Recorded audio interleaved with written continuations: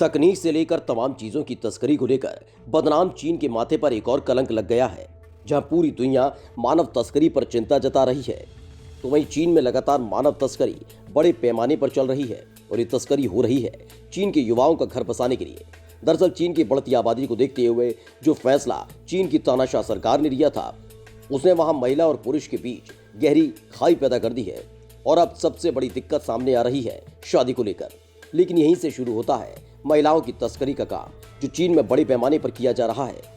अपने इस वीडियो में आपको बताएंगे कि चीन कैसे महिलाओं की तस्करी कर रहा है और कौन सा देश है जो इसके निशाने पर है। बस आप बने रहिए वीडियो के आखिर तक।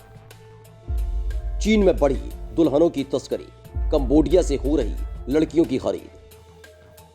चीन की शी जिनपिंग सरकार ने बढ़ती आबादी की परेशानी से निपटने के लिए वन चाइल्ड पॉलिसी बनाई थी, लेकिन वही योजना पूरी तरह से फेल साबित हुई और अब हालात चीन में ये हो गए हैं कि चीन में लड़कों की शादी नहीं हो पा रही है।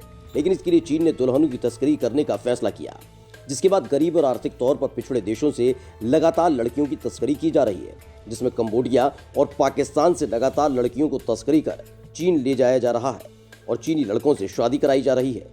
फुडान यूनिवर्सिटी के चीनी अर्थशास्त्री ये कांग एनजी के मुताबिक फिलहाल चीन में लैंगिक असमानता इतनी ज्यादा है कि 117 लड़कों पर 100 लड़कियां हैं। इसी वजह से लड़के शादी की इच्छा होते हुए भी अविवाहित रह रहे हैं। अब आर्थिक रूप से कमजोर देशों से लड़कियों की चीन में तस्करी की खबरें आ रही हैं। इनमें कंबोडिया पहला नाम है। वहीं राइटर्स की एक रिपोर्ट के मुताबिक पिछले दशक भर के आंकड़े उठाकर देखे जाएं तो कंबोडिया से हजारों युवतियां और कम उम्र की लड़कियों को शादी के लिए चीन में तस्करी कर ले जाया गया है।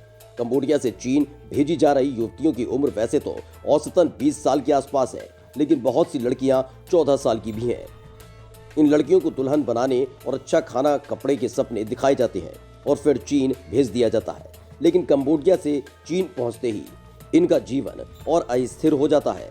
इन लड़कियों में से ज्यादातर लड़कियां चीन से किसी तरह भागकर वापस कंबोडिया पहुंची हैं। वे बताती हैं चीन में वे पत्नी नहीं बल्कि सेक्स स्लेव की तरह रखी जाती थी। उन्हें खाने को भी भरपेट नहीं मिलता था और न ही बीमार होने पर किसी इलाज की व्यवस्था थी। वहीं कंबोडिया के अधिकारियों ने बताया कि दुल्हनों की तस्करी रोकना ज्यादा मुश्किल हो चुका है, क्योंकि खुद युवतियों के रिश्तेदार पैसों के बदले अपनी बेटियों को बेच देते हैं। बिचौलिए रिश्तेदार और लड़की को राजी करने में अहम भूमिका निभाते हैं। वे कंबोडिया से होते हैं और चीन से भी उनके बढ़िया संबंध होते हैं। वे दोनों जगहों की जीवन शैली की तुलना करते हुए सब्ज बाग दिखाते हैं, जिससे गरीबी से जूझते लोग न चाहते हुए भी राजी हो जाते हैं। गरीबी ने तोड़ी कंबोडिया की कमर, मानव तस्करी बना हथियार। दरअसल चीन से चले कोरोना ने कई देशों की अर्थव्यवस्था को कई साल पीछे धकेल दिया है, लेकिन जो देश पहले से ही कंगाली के कगार पर थे वो पूरी तरह से टूट चुके हैं। ऐसे देशों की फहरिस्त में कंबोडिया भी शामिल है, जहां कोरोना की वजह से आई आर्थिक मंदी के बीच चीन में कंबोडिया से दुल्हनों की तस्करी बढ़ी है। सैलानियों की कमी के कारण कमजोर इकोनॉमी से जूझते कंबोडिया के लोग अपनी लड़कियों को चीन को बेचने को मजबूर हैं। तो वहीं दूसरी ओर लिंग भेद की वजह से चीन में महिला पुरुष रेशियो में काफी अंतर आया है। इस वजह से शादी के लिए महिलाओं की कमी से जूझता चीन खुद दुल्हनों की तस्करी को बढ़ावा दे रहा है। वहीं एंटी ट्रैफिकिंग पर काम करने वाले स्वयंसेवी संस्था चाप दई के प्रोग्राम मैनेजर चेन सरॉन कहते हैं कि कोरोना की वजह से पर्यटन और गारमेंट इंडस्ट्री पर बुरा असर पड़ा है। इस वजह से कई लोगों से रोजगार छिन गया और देश गरीबी के दलदल में समाता जा रहा है।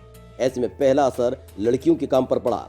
अब लड़कियों के पास ना तो काम है और न ही जीवन चलाने के लिए पैसे, और इससे बिचौलियों के लिए लड़कियों को शादी के लिए बरगलाना ज्यादा आसान हो गया है।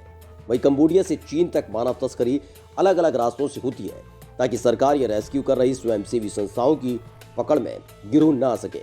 कोरोना के समय से सीमाएं बंद होने के बाद भी लड़कियों की तस्करी में गिरावट आने के बजाय तादाद दोगुनी हो चुकी है। लड़कियां वियतनाम से होते हुए लाई और बेची जा रही हैं। चीन की पॉलिसी भी जिम्मेदार, महिला तस्करी बना बड़ा व्यापार। दरअसल कंबोडिया जैसे गरीब देशों की कमर जब से कोरोना काल में टूटी है, उसने अपने यहाँ की लड़कियों को बेचने का काम शुरू कर दिया। लेकिन इस काम को बढ़ावा देने का काम चीन कर रहा है, जहां बढ़ती आबादी पर काबू पाने के लिए बनाए गए कानून के फेल होने के बाद लड़कियों की जनसंख्या में भारी गिरावट दर्ज की गई।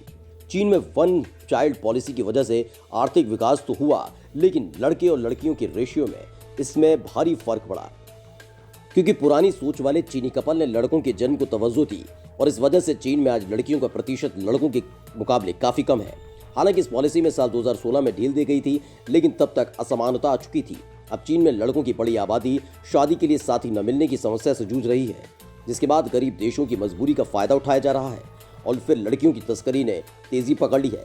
फिर कंबोडिया ही नहीं बल्कि पाकिस्तान की भी माइनॉरिटी से लड़कियों की चीन में तस्करी की खबरें आती रहती हैं। साल 2019 में इस बारे में खबर आई थी कि पाकिस्तान की ईसाई लड़कियों को खरीदकर चीन के लोग शादी कर रहे हैं। इस खबर के बाहर आने के बाद काफी हड़कंप मचा था। तब पाकिस्तानी अधिकारियों ने कार्रवाई करते हुए लगभग 50 बिचौलियों को पकड़ा भी था, लेकिन इससे खास फर्क नहीं पड़ा। बात सिर्फ शादी तक सीमित नहीं है, जहाँ लड़कियों को तस्करी कर चीनी लड़कों से शादी करवाई जा रही है और उनको सेक्स स्लेव बनाकर रखा जा रहा है, बल्कि इसी व्यापार के जरिए अंग तस्करी का व्यापार भी खूब फल फूल रहा है।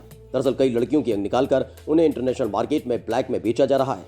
पाकिस्तान के खैबर पख्तूनवा जैसे हिंसा प्रभावित और तुलनात्मक तौर पर गरीब प्रांतों से लड़कियों की तस्करी ज्यादा हो रही है। हालांकि ये सब कुछ अब गुपचुप तरीके से हो रहा है, क्योंकि साल 2019 में धरपकड़ हो चुकी थी।